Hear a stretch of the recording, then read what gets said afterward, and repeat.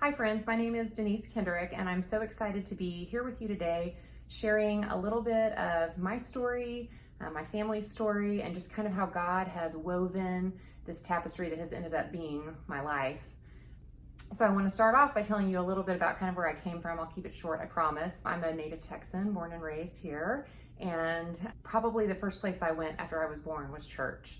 And I was raised in church there every time the doors were unlocked. Sunday morning, Sunday night, choir practice, Wednesday night youth, all of those things. And so my whole growing up years, I just had this sweet growing up with the Lord and understanding in new ways as I grew what the truth of the gospel meant for me. I participated in a program at my church called Girls in Action, or GAs, and it's a missions teaching program. And so we learned how to share the gospel with others. We memorized Bible verses, and another part of it was learning about missionaries, both domestic and international. I was a pen pal with MKs, which are missionary kids, and with missionaries from all over the world, and read their stories and just came to admire this willingness to go wherever God would send you. And these people would sell their homes and all their belongings and just listen to what God's call was on their lives. So I think this missional seed was planted very young in my life. I was telling God, send me, I'm ready. And so I felt from a very young age that I would be an international missionary. Spoiler, that doesn't end up being part of my story, but God did call me and my husband and our family truly into missions in a very unexpected way. My husband and I met in high school. We're high school sweethearts and dated for several years, and were not quite 20 when we got married, and went through college together and bought our first little home and had our first baby. Our little house was a 3-bedroom home. So there was the room that we were in, there was her little bedroom or nursery, and then we just had this empty room. And one thing that my husband and I have been united in from the beginning is whenever, whether it's talent or finances, or in this case, this home, whatever God has given us, that we would take that and say, how can we glorify you with what we've been given? Now, that sounds great. It hasn't always worked out that way. That's really what we reflected on, was how could we use this space to glorify God? Ultimately, we landed on becoming foster parents. And so I came to my husband and said, hey, I'm thinking about this foster care thing. Are you willing to learn more about it? Can we take steps in that direction? He said, yes, let's look into it. So we started calling agencies, child placing agencies who license you to become a foster parent. So one day we found ourselves at an agency, chatting with them and touring and kind of understanding what the licensing process looked like for becoming foster parents. And they looked across the table from us and said, what makes you think that you'd be good foster parents? And we just were taken aback by that, because no one had really asked that. And so I think we bumbled around and said something about missional living, and the Bible says, care for orphans and the fatherless, but I think what it boiled down to was willingness is what brought us there. We knew that there was a need, and we were taking steps in that direction really until God closed that door. It was a willingness to keep saying these little yeses and moving forward. So later that same year, my husband and I started licensing training with an agency, and it ends up being 40 hours, so it's pretty extensive. It was 3 hours every Monday night, and for people who had a newborn and jobs and things, it was a lot to juggle.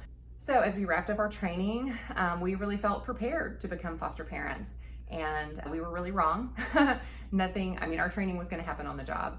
Training that they provided was excellent, but there was nothing that could have prepared us for the stark difference between a baby that has been held and loved and consistently safe and consistently had their needs met versus a child that's the same age that has not had that consistency. It was heartbreaking to interact with and to care for and love on these little ones who had such a different experience than our daughter, and just seeing behaviorally and emotionally how different they were and how much they struggled and how much they needed that consistency and love.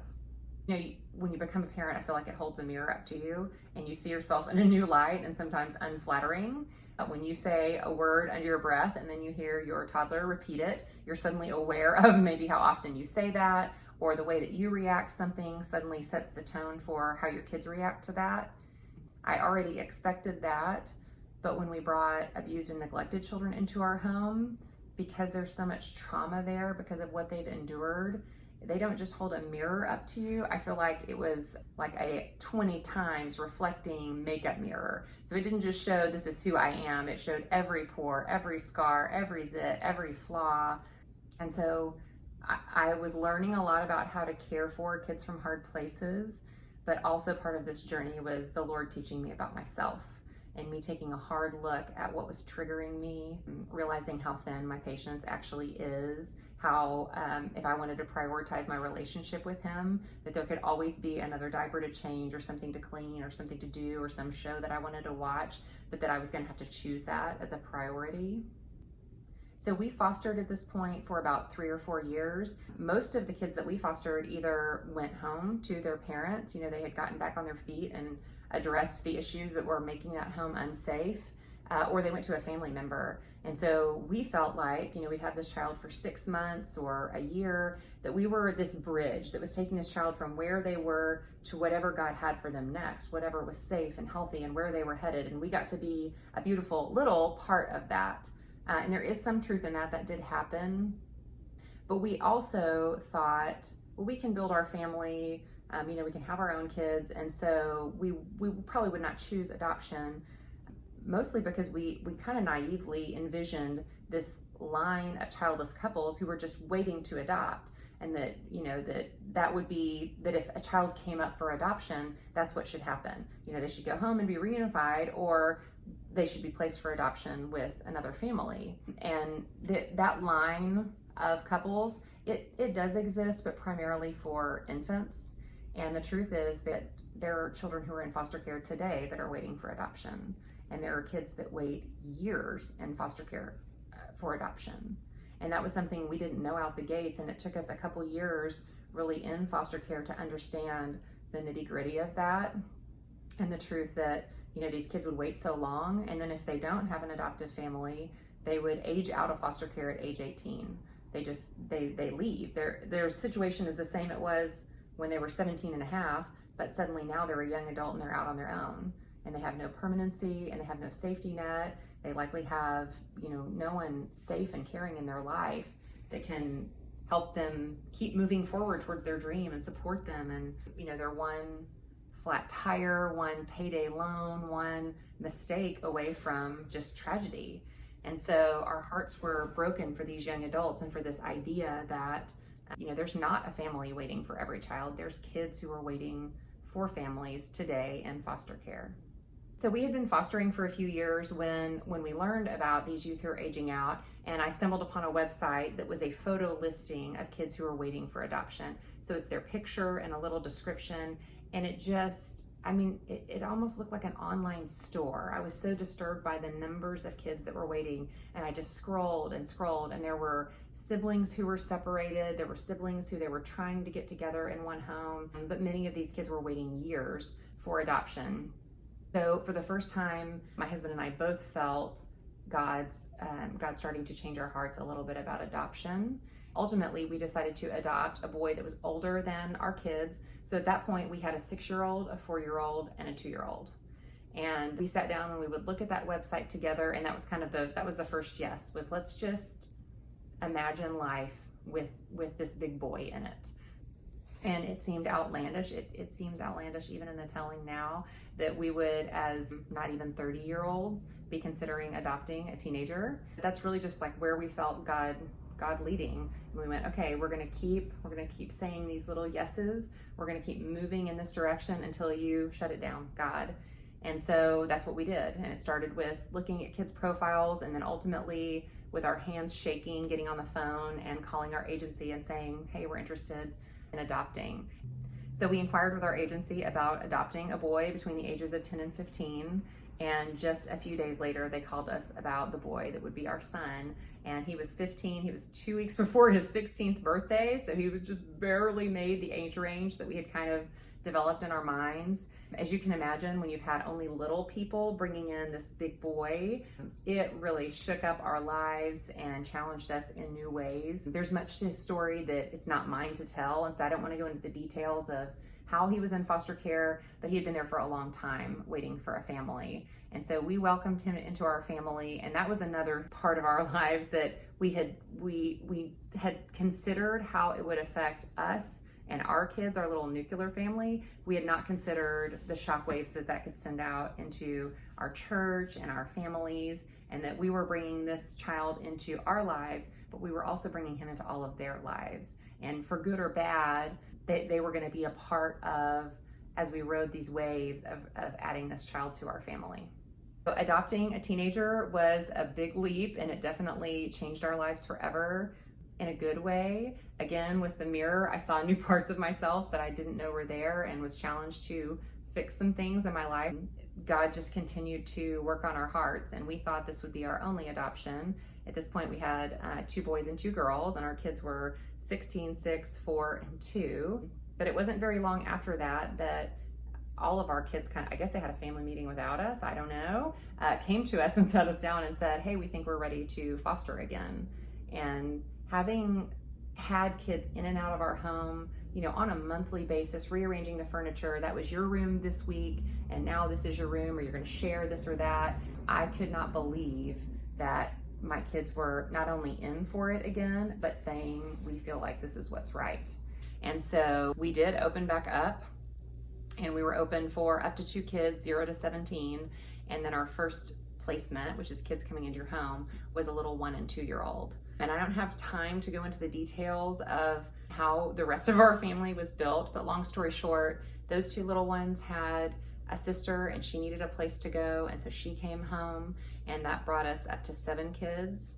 And we got to know and love and mentor the 3 little ones' parents, and ultimately they asked us if we would adopt them, and so we said yes. So that brought us to 7 forever kids, and then we adopted another teenager a few years later, and we had 1 more bio baby on the end. If you're counting, that's 9.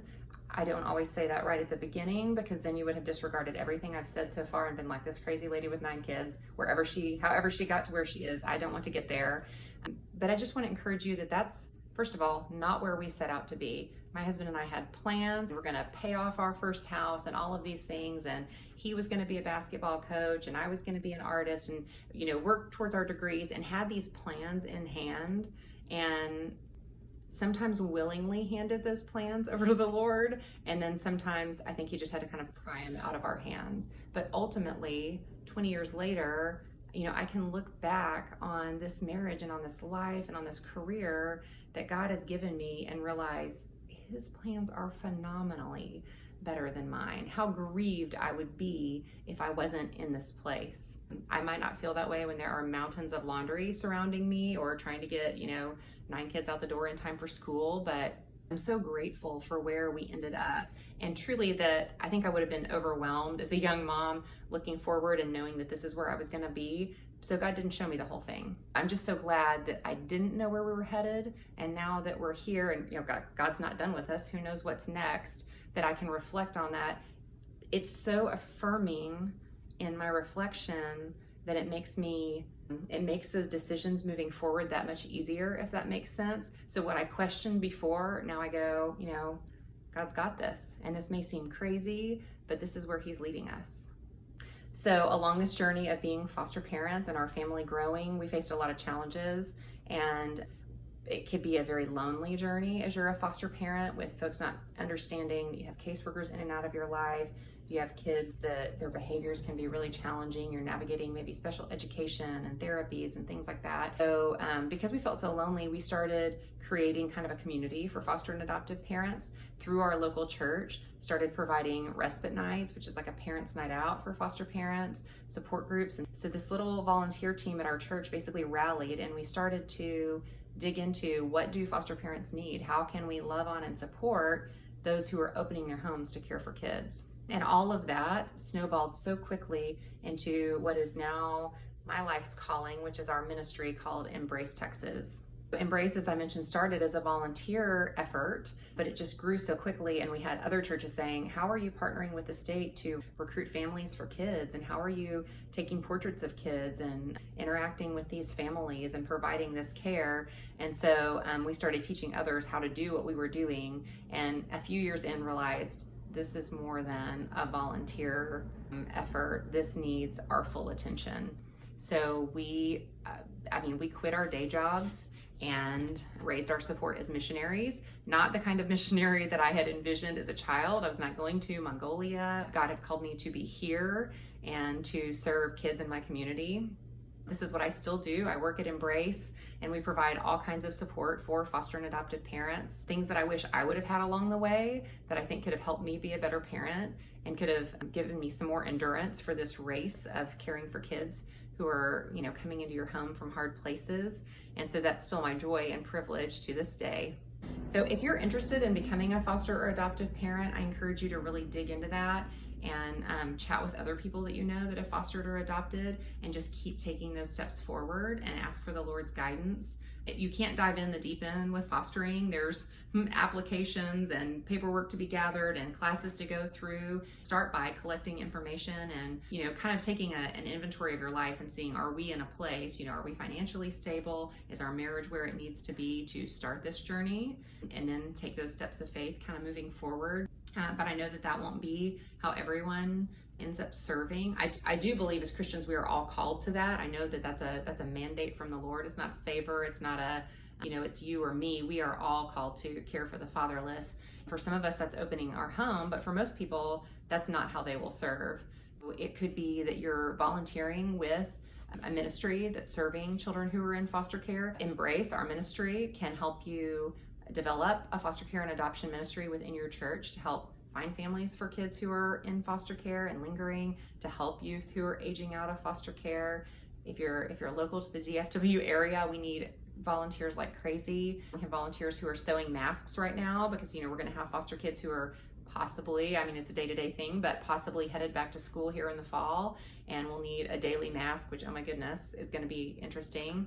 We have folks who are writing letters of encouragement to our frontline caseworkers at CPS who are out there every day in the trenches in this thankless job, protecting kids on the front lines of protecting kids in our community. So just writing them letters of encouragement that we're delivering to them. And of course, financially partnering and supporting the ministry, that's a way that some people get involved. But we can work with you and help you find, whether you're starting that foster care adoption journey, you're interested in volunteering, you have things that you feel like you can do from home, we can find a place for you to get plugged in. And so if you want more examples of how to volunteer or get involved, you can visit us at embracetexas.org, and that's all spelled out, embracetexas.org. It has been such a pleasure being here with you virtually and getting to share a little bit of my story. If you hung with us this long, what a journey it has been. I would challenge everyone who's listening today to just ask yourself the question, and really ask God the question, can I share my family with a child in need? Are you calling me to foster or adopt? So just continue praying through that, fasting, seeking God's will and what He would have for you, and stay safe and stay well out there. It was my pleasure hanging out with y'all today.